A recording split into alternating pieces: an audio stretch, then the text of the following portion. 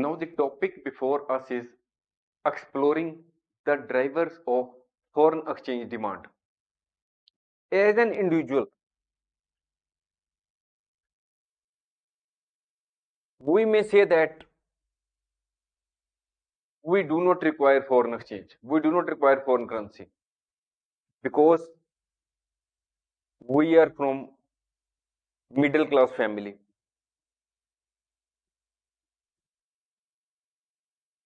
We are not having surplus funds to make investment abroad. Our children are not studying abroad.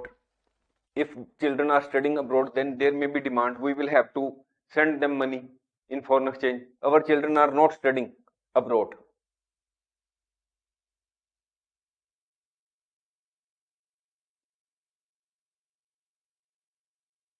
Then, when we are not having enough means, then we are not to purchase goods from foreign country. No purchase. We are a middle class family. None of our relative lives abroad. So if our relative is lying abroad, we may have to send certain gifts on their birthday or on their wedding anniversaries. But when none of our relatives lying abroad is residing abroad, we do not require foreign exchange. We will need no foreign exchange to pay them. When we are already living hand to mouth, as most of the population in every country is hand to mouth, they are middle class family. They do not have the means for giving donations, no donations abroad, no grants, no donations. So when we are from middle class family, there are many reasons for us that there is no demand from our side for foreign currency or we do not require foreign exchange. But here we are talking as a nation, not as an individual level. So when we are talking the concept of demand of foreign exchange as a nation, there are many sources demand for foreign exchange or why do we demand foreign exchange. First reason is imports. When we import, suppose from USA, we are importing goods.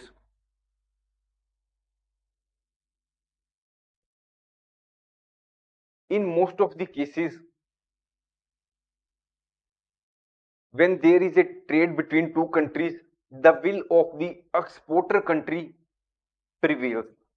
That is, the exporting businessman decides in which form he will receive the payment in return of goods and services provided by him.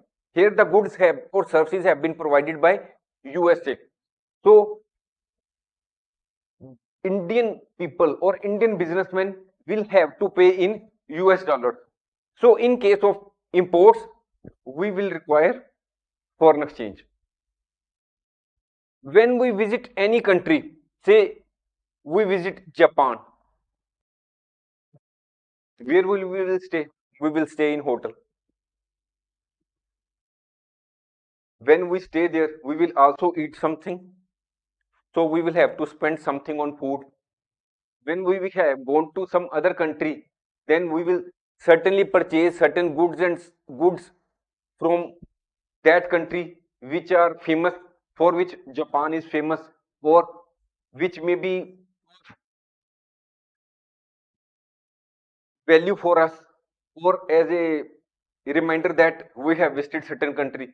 So for tour and traveling, we also require foreign exchange. When we are going from India to Japan, we will be requiring Japanese currency because in Japan, our Indian currency, which is Indian rupee, will not be accepted for buying or purchase or for buying goods and services, we will have to pay in Japanese yen. So we will be requiring foreign currency. Or then so in this way, in the case of tour and traveling, demand for foreign exchange arises. Third is repayment of international loans. It is possible that we have taken an international loan from Russia in the form of rubles, their currency, Russian currency. Then we will have to pay in that currency. Direct purchases abroad. We are a businessman. We are having sufficient money in the form of Indian rupee. We want to make investments abroad because we are having enough money. So when we are to make investments abroad, we will require foreign exchange or we will require foreign currency. If we want to say make certain purchases in Canada, we will require Canadian dollar. So to purchase direct purchases abroad, to purchase their shares, to purchase their certain businesses or acquire certain businesses, to purchase certain industries, manufacturing units in Canada or in any other country, we will require foreign exchange. Speculation or speculative trading. There are in the foreign exchange market, there are speculators also. Speculative trading means when a person sells or purchases a foreign exchange thinking that the price of other currency may increase or decrease, it is called speculative trading. If the speculative trader thinks that the price of another currency is likely to rise shortly, he may demand or purchase foreign exchange. In this way, demand for foreign currency or demand for foreign exchange arises. Next is hedging. When we are to import from US dollars, suppose there is a businessman in India and he is importing goods from USA. At present, the price of $1 is something 82.83 Indian rupee. This rate is subject to fluctuation from time to time. We are taking just example. So, if an Indian businessman is purchasing goods, say worth rupees $1,000,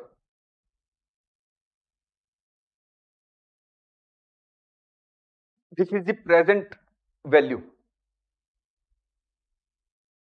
The importer is importing goods worth worth 1,000 US dollars. So in form of Indian currency, he will have to pay at present 830 Indian rupee.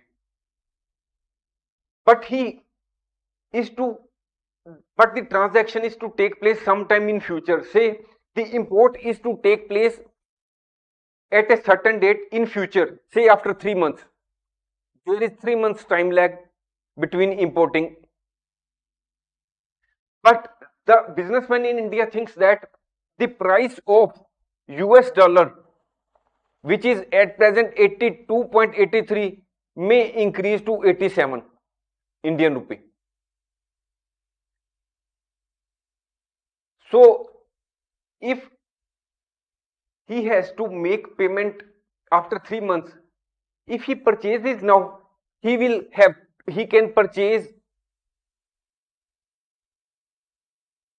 immediate purchase. This is the spot market purchase. He will have to pay 82,830 rupees for $1,000. But he does not require immediately. He will not do transaction immediately. He will not enter into spot market transaction. Here he requires US dollar sometime in future after 3 months. So he will enter into forward market transaction. We have already discussed spot market and forward market transaction in one of our earlier courses. So he may enter into forward market contract, that where the exchange price is determined at present.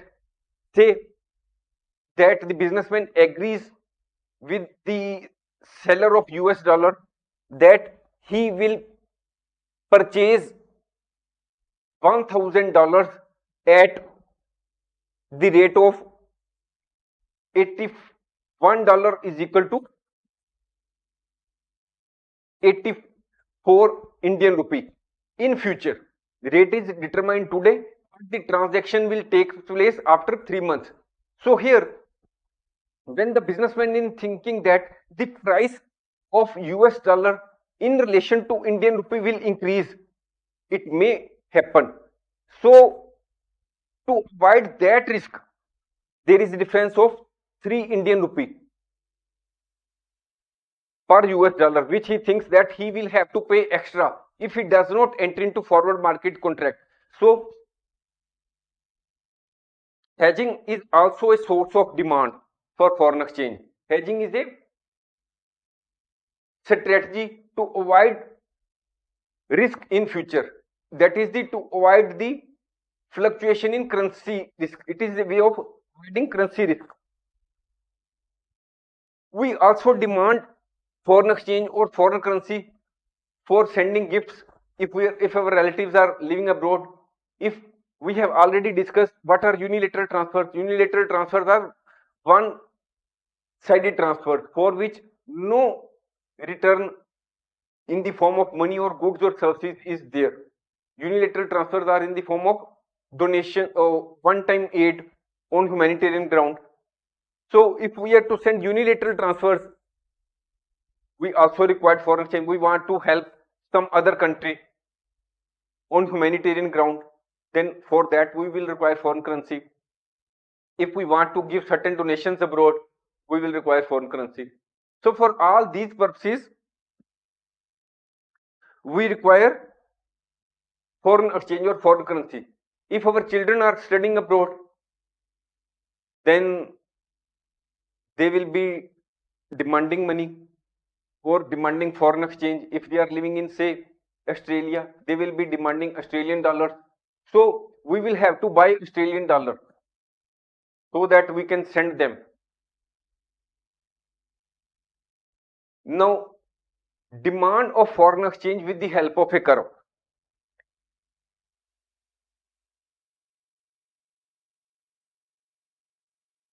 This is the demand curve.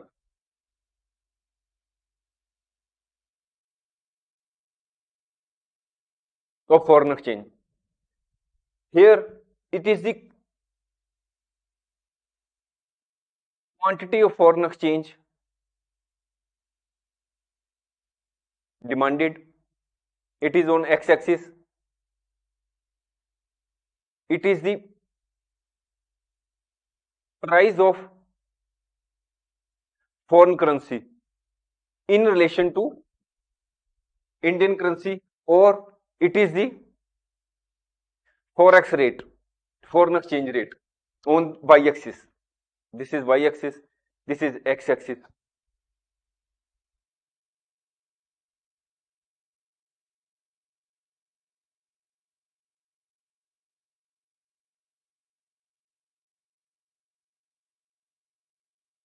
Suppose the price is of US dollars is in relation to Indian currency. Here we are talking about US dollars and Indian rupee. This is the exchange rate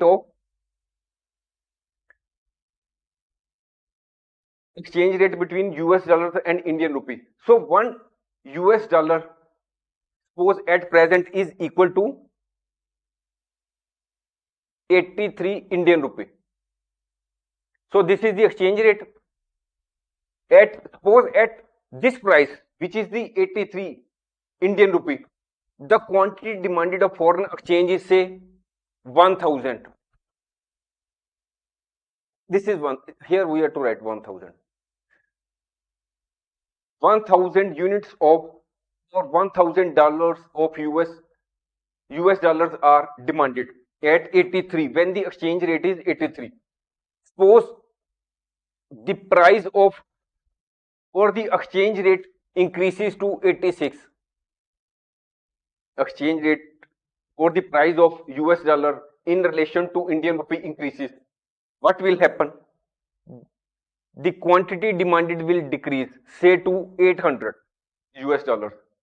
So there is inverse relationship between the price of foreign currency and quantity demanded. That is, there is the inverse relationship between the forex rate and quantity demanded. If the price of foreign currency or the forex rate increases, demand decreases, and vice versa. If the price decreases, demand foreign currency increases. Here we have shown demand curve in this straight line. Now it is helpful in understanding the relationship between the demand of foreign exchange and foreign exchange rate. It is very helpful in understanding the relationship between two, demand and price of foreign currency. But in reality,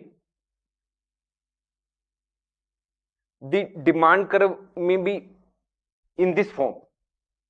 It is somewhat in the form of a curved line.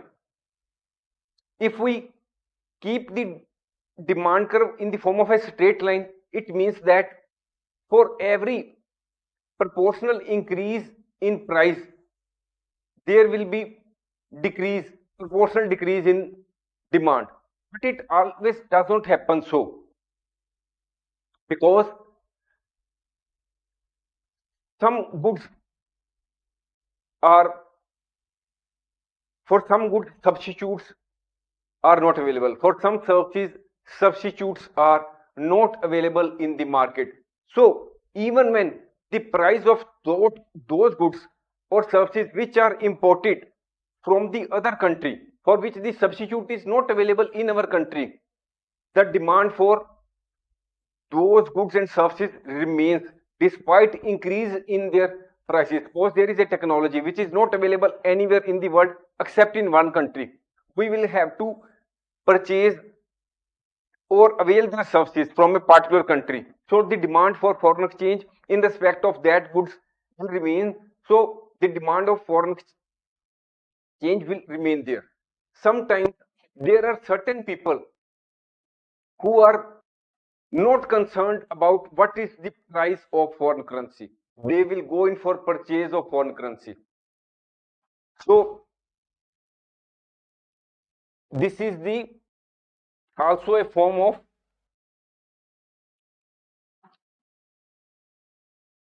demand curve which in reality exists, which is somewhat in the form of a curved line.